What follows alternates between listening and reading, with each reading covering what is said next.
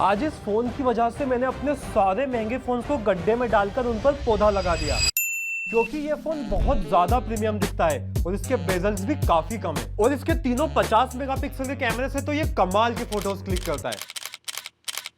और चाहे इसमें 50 ऐप एक साथ ओपन करो या इसमें गेम खेलो, इसे जरा सा भी फर्क नहीं पड़ता है।